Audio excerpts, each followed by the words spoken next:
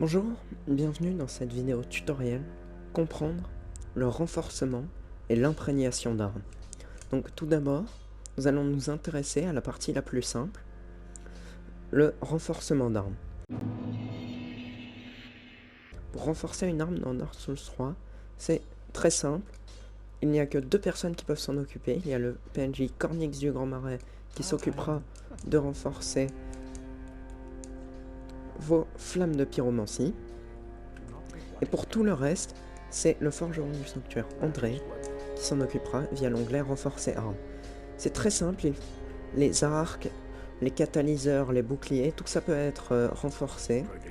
Pratiquement tout en fait peut être renforcé, sauf les armures et les anneaux.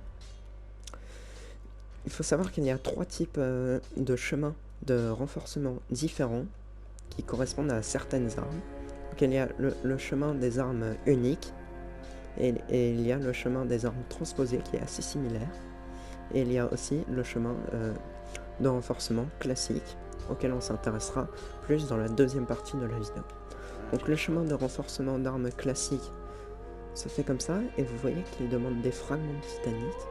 Il en faut 2, puis 4, puis 6, ça en fait 12 au total, puis après 12 grands fragments de titanite, et puis après 12 éclats de titanite. Le chemin de renforcement unique se fait avec des titanites scintillantes, il vous en faut 15. Elles permettent de renforcer les armes uniques en plus 4, sachant que 12 éclats de titanite vous amènent à une arme plus 9. Et les écailles de titanite renforcent les armes transposées jusqu'en plus 4. Ensuite, pour améliorer tout ça, une fois que vous aurez votre arme plus 9 ou plus 4, si c'est des armes uniques ou transposées, vous faudra utiliser une tablette de titanite qui est une ressource finie, et vous n'en avez que 15 avec les 2 DLC par cycle de New Game. Après il vous faudra recommencer une partie, même s'il y a un glitch que je mettrai dans le coin droit pour dupliquer les tablettes de titanite.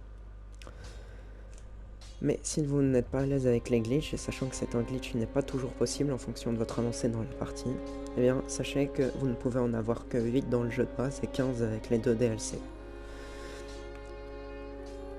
Donc, grâce aux tablettes de titanite, vous allez pouvoir améliorer votre arme au maximum. Et il faut savoir que les armes uniques et transposées, quand elles sont au maximum, sont en plus 5. Mais ce n'est pas parce qu'elles sont en plus 5 qu'elles sont moins bien qu'une arme plus 10. Non, elles sont aussi bien qu'une arme plus 10. Regardez, si on compare l'arbalète légère avec l'auto-arbalète plus 5, vous voyez que les dégâts sont presque les mêmes. Donc là, c'est le full screen d'après le montage qui vous parle. Et je me suis rendu compte en éditant la vidéo que j'ai pas forcément été très clair, alors que c'est un aspect vraiment pas capital mais presque. C'est que les armes uniques et transposées en fait équivaut à 2 fois les armes simples, celles qui s'augmentent avec de la titanite normale.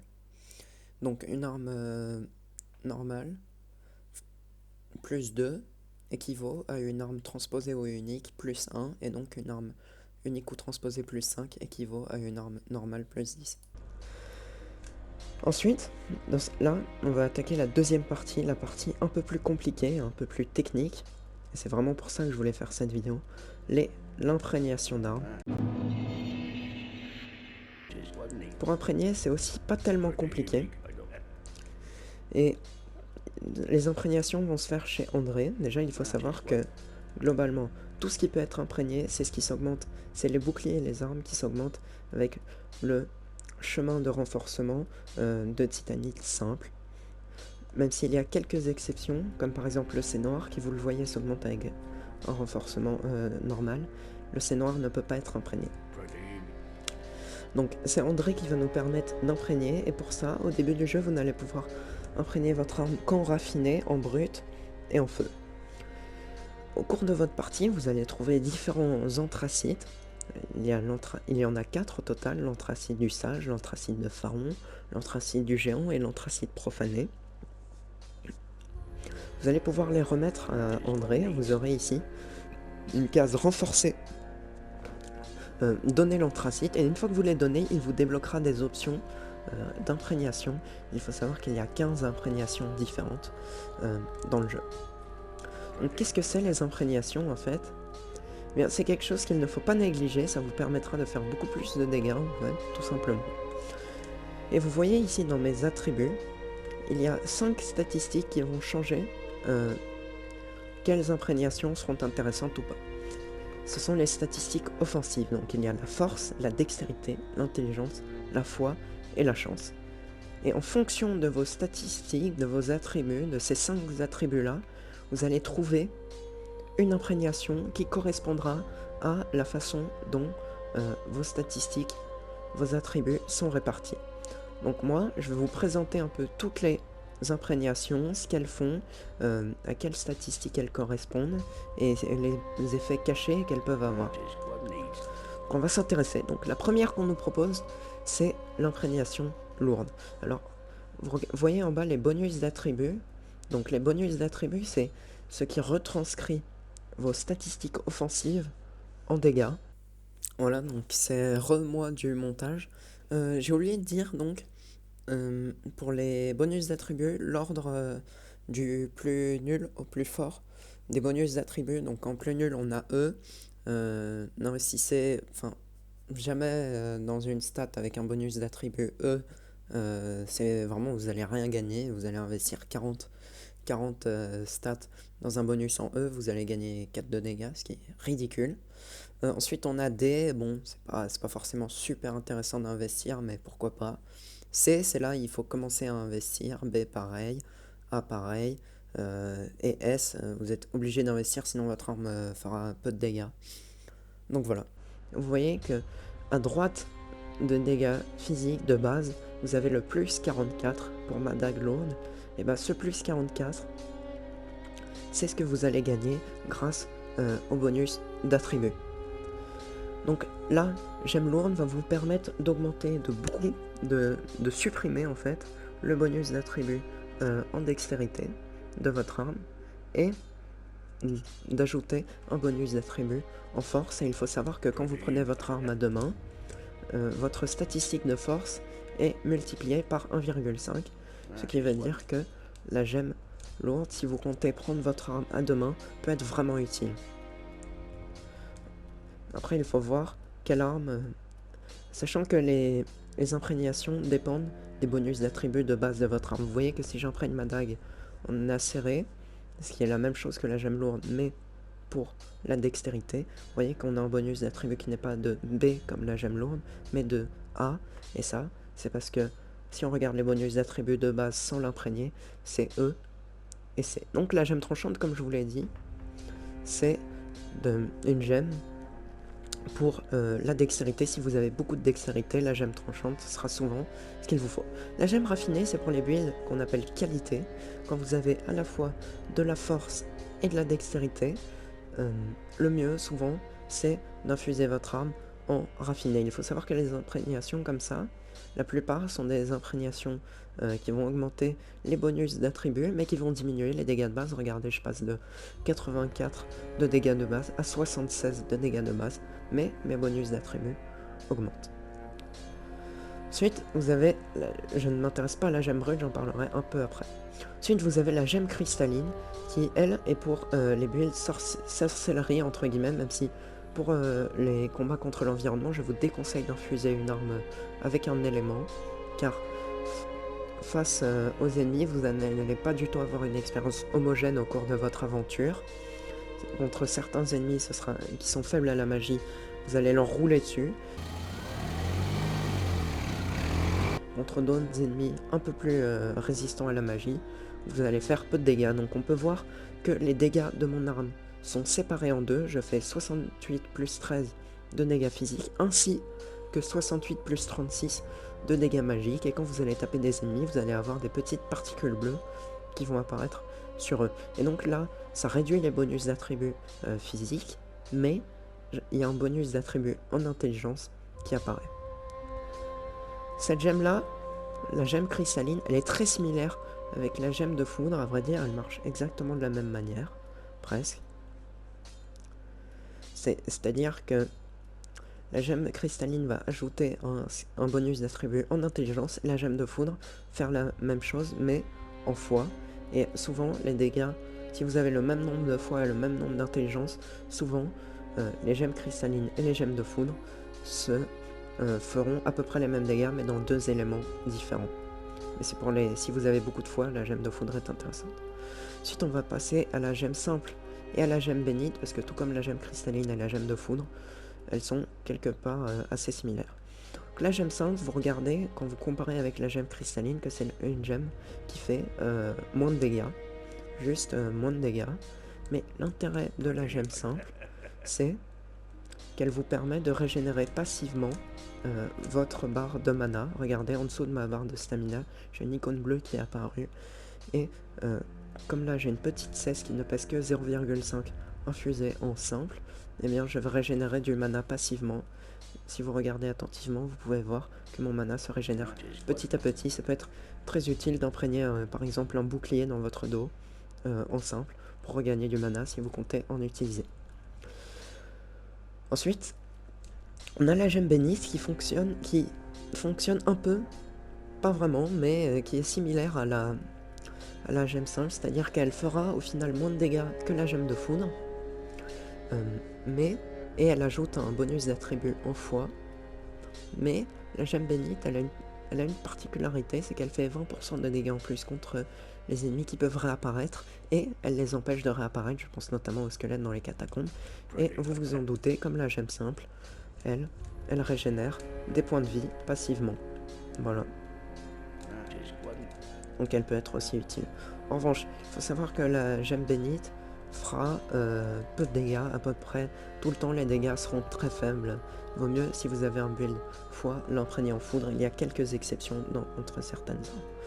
Ensuite, on va s'intéresser aux gemmes du chaos et aux gemmes des ténèbres. Donc, les gemmes du chaos et des ténèbres, c'est exactement la même chose, sauf que l'une va ajouter des dégâts de feu et l'autre des dégâts de ténèbres. C'est des gemmes qui sont intéressantes si vous voulez augmenter votre foi et votre intelligence, par exemple dans un build pyromancie, ou même dans un build mêlée ténèbres ou feu. C'est ce que j'ai fait moi. Et donc voilà, si vous avez à la fois de l'intelligence et de la foi, le mieux c'est d'infuser une arme soit en chaos, soit en ténèbres. Ensuite on va passer à la gemme sanglante, enfin l'imprégnation sanglante. C'est une arme c'est une imprégnation qui va réduire vos dégâts, mais qui va ajouter dans les effets supplémentaires, vous voyez que je passe de 0 à 36 de dégâts de saignement et d'hémorragie.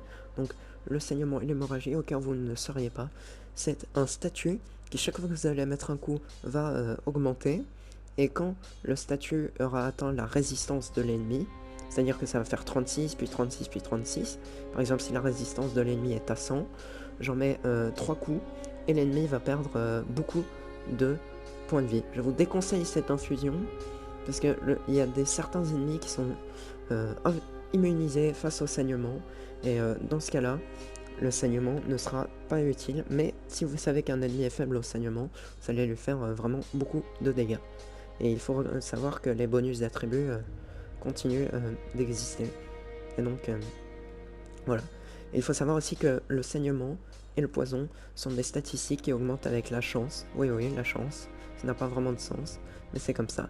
Gemme empoisonnée, c'est exactement la même chose que la gemme sanglante, même si la gemme empoisonnée aura tendance à ajouter plus de dégâts de poison qu'une gemme sanglante n'ajoute de dégâts de saignement. Et le poison, bon, je pense que vous savez ce que c'est.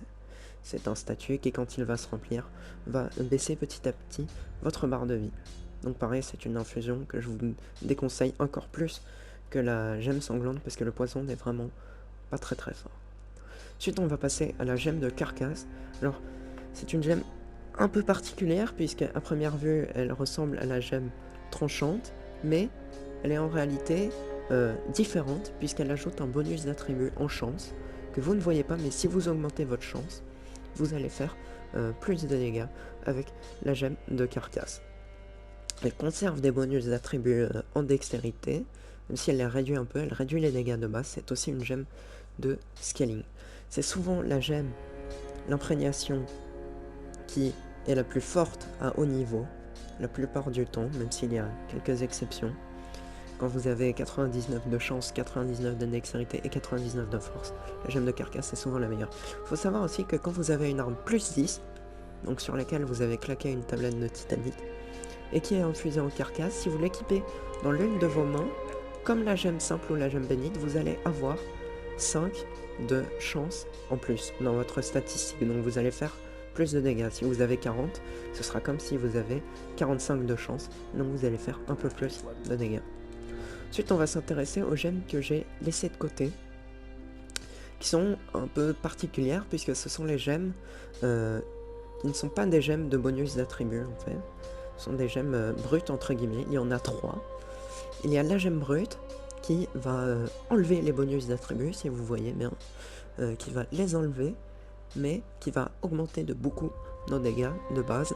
Donc ça peut être intéressant à utiliser en début de partie, et c'est ce que je vous conseille en début de partie quand vous n'avez très peu de statistiques offensives, ou si vous voulez faire un build en vous concentrant sur les stats défensives, comme la vitalité, la mémoire, l'endurance et la vigueur, et que vous ne comptez pas investir dans vos stats offensives, la gemme brute fera souvent plus de dégâts que des gemmes de bonus d'attributs, et la gemme brute ne fait des dégâts que physiques. La gemme de feu, c'est pareil que la gemme brute, sauf qu'au lieu de ne faire que des dégâts physiques, elle va faire à la fois des dégâts physiques et des dégâts de feu. C'est très fort, surtout en début de partie, parce que la plupart des ennemis sont faibles au feu. La gemme abyssale, c'est exactement la même chose que la gemme de feu, tout comme la gemme du chaos est la même chose que la gemme des ténèbres. C'est-à-dire qu'elle, sauf qu'au lieu de faire des dégâts physiques et de feu, elle fera des dégâts physiques et des dégâts de ténèbres. Ensuite, quand vous avez une arme imprégnée, vous pouvez utiliser une pierre de confession pour enlever l'imprégnation, même si en soi, ça n'a vraiment aucun intérêt, car vous n'allez pas récupérer la gemme que vous avez utilisée pour l'imprégner. Et en fait, il y a, je crois, très peu de cas de figure dans lesquels une arme non imprégnée fera plus de dégâts qu'une arme imprégnée. Tout le temps, presque, les armes imprégnées feront plus de dégâts. Il faut aussi savoir, et ce n'est pas à négliger, que les boucliers peuvent être imprégnés. Alors au début, quand on regarde un bouclier imprégné, on peut se dire que ça sert à rien. Regardez, si je l'imprègne en lourd, la puissance de garde ne change rien, et ce n'est pas forcément intéressant d'attaquer avec un bouclier. Mais quand on regarde certaines imprégnations,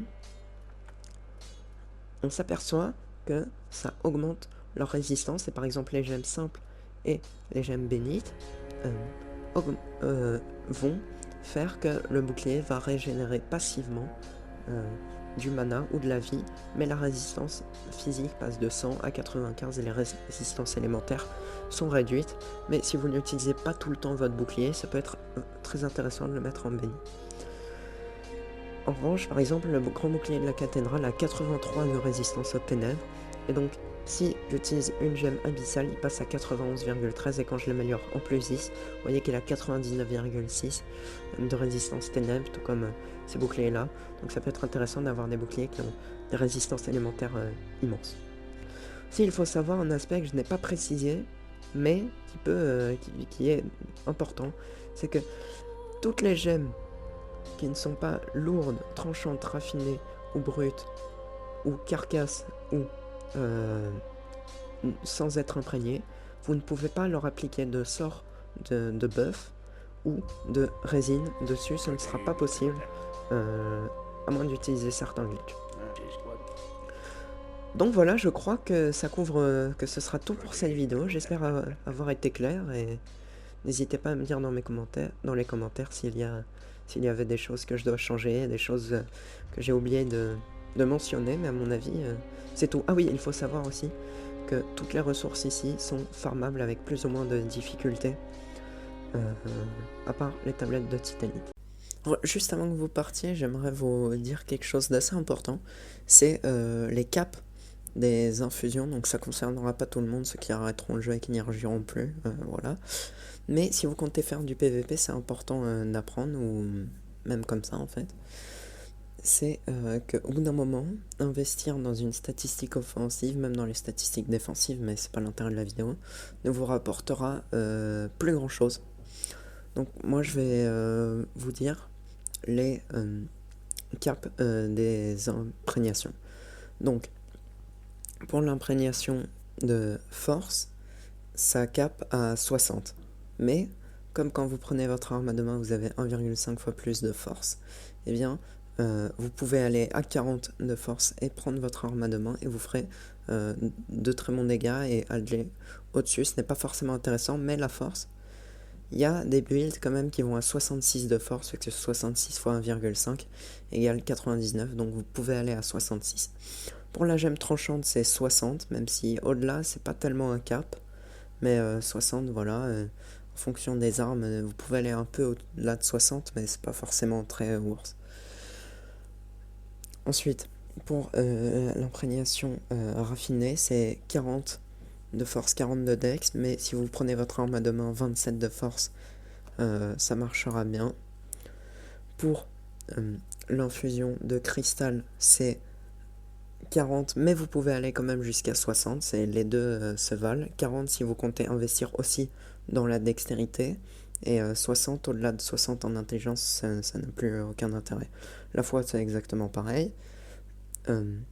Là, et puis, si vous comptez imprégner une arme en ténèbres ou en chaos, il sert à rien d'aller au-delà de 30 de foi et 30 d'intelligence. Pas comme la pyromancie c'est 40 et 40. Et la foi, enfin la chance, pardon, ça cape à 40. Mais si vous avez deux armes carcasses dans chacune de vos mains, vous pouvez aller à 30 et ce sera très bien.